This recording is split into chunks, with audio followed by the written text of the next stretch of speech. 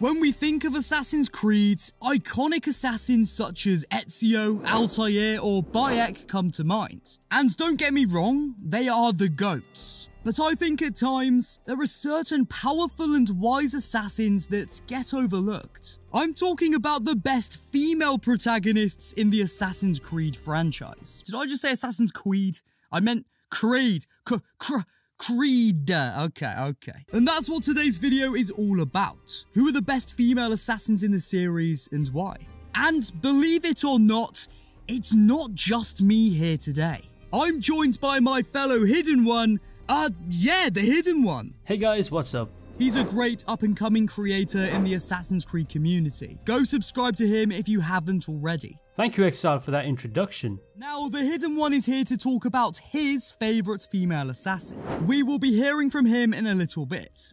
I didn't really want to make this a ranking video, as I feel each character chosen for this list doesn't necessarily need to be in competition with one another. That being said, we will discuss the good and the bad with each female protagonist handpicked for this video. This list doesn't include every female assassin, but our favourites. Oh, and there's one rule to this list. Each female assassin must be playable in an Assassin's Creed game. So, for example, Claudia, although an interesting character, wouldn't make the cut.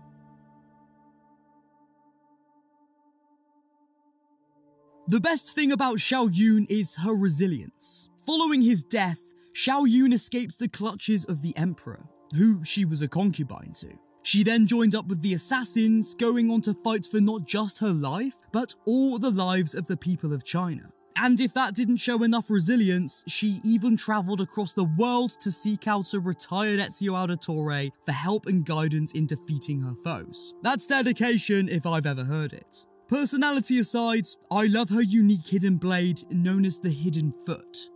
No, I'm joking. It's not called the Hidden Foot, but it might as well be because it's literally a hidden blade that comes out of her boot. Shao Jun is a wise assassin that preaches humility and patience. For example, she once said, "She who seeks revenge should remember to dig 2 graves." My main gripe with Shao Jun is that she doesn't get enough screen time. We first meet her in the Assassin's Creed Embers movie, then in one of the Chronicles games. Embers introduces her character and she's there to aid Ezio's story, but as a support character, Shao doesn't really get the space to shine. This isn't the case with Chronicles China though, with Yun now being the main protagonist. I just selfishly want a mainline game with Shao Jun, so that we can delve even deeper into her character. And I also feel like a main game would benefit from her prowess as an assassin, such as the Hidden Foot, throwing stars, and the devs could definitely give her a unique parkour style.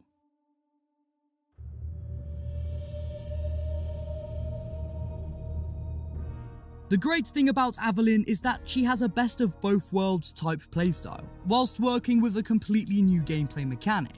Do you want a stealthy infiltration? Then enter a closet and don Aveline's slave outfit to blend in with the many working class citizens of New Orleans. Or maybe it's time you walk the streets of the city in order to gather intel overheard from your targets. Pop on Aveline's classy attire for a more socially stealthy advance. Perhaps you want all-out war. In this playthrough, it's a no-stealth rule. Then wear her assassin robes and fight your way to the finish line. For good or bad, depending on your view of it, playing as Aveline mixes up things and changes the way you approach an Assassin's Creed game. Not too drastically that it doesn't feel like an AC game, but just enough to keep you on your feet. Another example of just this is the whip. Aveline can use a whip to pull her enemies closer in combat and during stealth for takedowns. I expressed all of that as the good, but honestly that could also be seen as the bad. I'll leave that one up to you. I like that Aveline falls into the Brotherhood as a result of her feeling a responsibility for the liberation of her people. It drives the story forward in a meaningful way, although I'd have preferred the story to be slightly more fleshed out.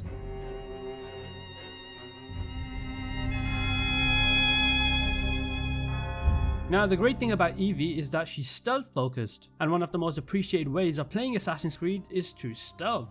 We know Jacob is a more brute and melee focused character, so it's nice to see stealth play a massive role with Evie's playstyle. If anything, sometimes the most powerful weapon is not what you wield, but instead what you are, and Evie Frye is the perfect embodiment of that, especially with a skill known as Chameleon, which renders her pretty much invisible. Now pair the fact that she's a great stealth character with the likes of hallucinogenic darts, where you're able to spread a toxic gas over a wide area, and you've got the perfect stealth character, which is exactly what Evie Frye is. Another reason why Evie Frye is great is because she's a character that's focused on the ideals of being an assassin. During the story of Syndicate, Evie set her goals on complying with what her father wanted and how the assassin order should be the focus. It was pretty evident that her drive during Syndicate was to find the Shroud of Eden, as she wanted to live up to her father, which is something I desire. Of course, this dedication is then further highlighted in the Jack the Ripper DLC, where Evie is showcased as the main character. You see, one of the reasons I love this DLC is because it focuses solely on her, allowing us to delve deeper into her character, which honestly is something the base game only touched upon briefly. However, as with all things of value, darkness often follows in the wake of light, and with Evie Frye there are some negatives about her character. For starters, the sternness and serious demeanour was something I personally did not resonate with. Yeah, sure, it's cool to see a more composed attitude, but it often doesn't allow much space for character development, and it means less light-hearted moments for a character. This combination of traits reminds me in a way of the personality traits that Connor and Achilles had, and it was inherently negative.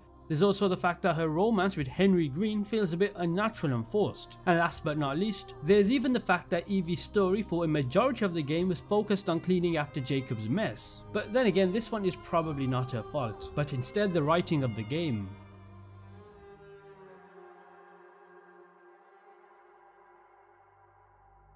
Now I know I said that this isn't a proper ranking or competition, and I still stand by that, but it has to be said that Aya, aka Amunet, is my favourite female assassin out of them all.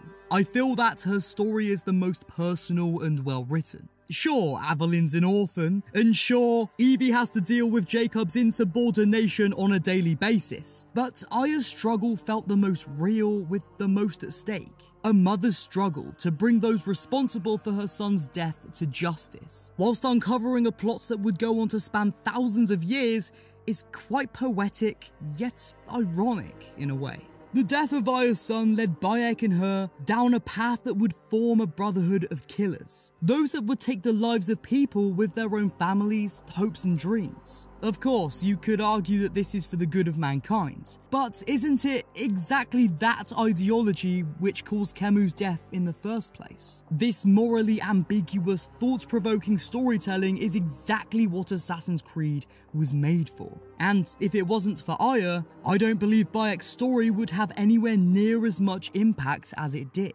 You can truly feel the anguish inside of Aya, which is juxtaposed in the Golden Pyramids and beautiful meadows of Egypt. Her pain echoes over generations through each and every assassination, from Altair to Ezio, all the way to Desmond. Aya deserved her own sequel to AC Origins. There's a whole boatload of missed potential in an ancient Roman Assassin's Creed game. It's the perfect area to explore the initial foundations of the Brotherhood in Europe. A drastic difference in culture between Aya and her new home could have been a great foundation for the writers to delve into classic Assassin's Creed philosophy as Aya navigates leadership. Anyway, back to Origins. Aya didn't have enough playtime, in my opinion. I get that she's only a supporting character to Bayek, but I wonder if the game could have benefited from a gameplay formula similar to AC Syndicate. I also wonder if Ubisoft were too afraid to try this again, after the not so successful reception to Syndicate at the time. If this was ever an idea, could Ubisoft have scrapped it in order to stay safe and focus on Bayek? I mean, I suppose we'll never know.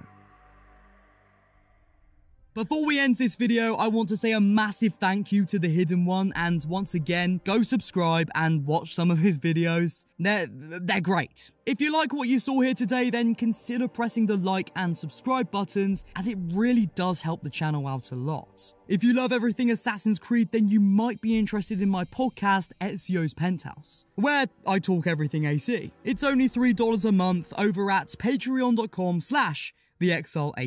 The link is in the description. I love you guys. May the Father of Understanding guide us. I will see you soon. Goodbye.